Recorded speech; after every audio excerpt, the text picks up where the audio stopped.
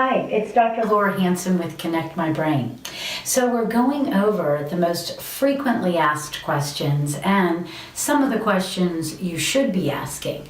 So today what I'd like to do is just touch on why would you come for neurofeedback if you have something like attention deficit? And that is a great question. Or will neurofeedback help with attention deficit? So first of all, let's understand what attention is. It's your ability to put your focus into something for a given period of time. So if there's any kind of distractions going on, it's very easy for anyone to be brought out of attention. But what makes it difficult for some is they have to be pulled back into that focus. So where does that come from? Well, it's part of development, and it's really easy to understand as it relates to children, and then we'll give a couple of points as it relates to the adult. But with a child, you actually go through a progressive development where you're going to learn first how to become aroused, meaning that your focus and your brain waves, everything is going to come up. Now, this is even as a newborn baby. So I don't want to put the word focus into that because that baby hasn't really learned that yet.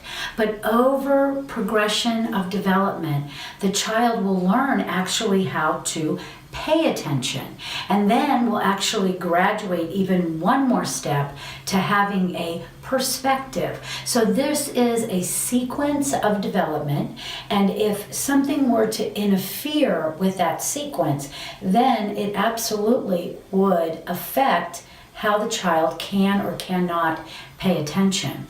And the number one way that this happens, both for the child and for the adult, is stress. And you know, we use that word like it's from a box of tissues, but it is a physiological event.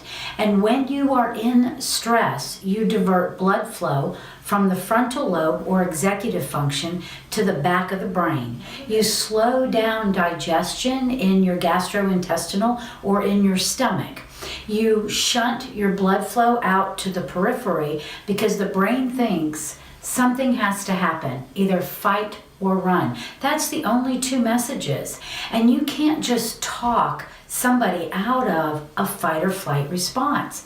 Now, if that stressful event becomes chronic, now over years and years and years of time, then now this architect of the brain has actually been changed. And now there are neurons that were used before for something else that are being diverted over just to manage stress.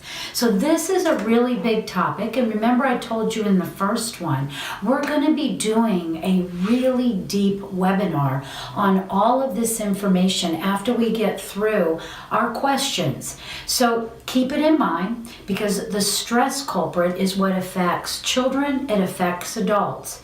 It changes the physiology, and it will ultimately change the brain. Thanks for asking. We'll see you the next time.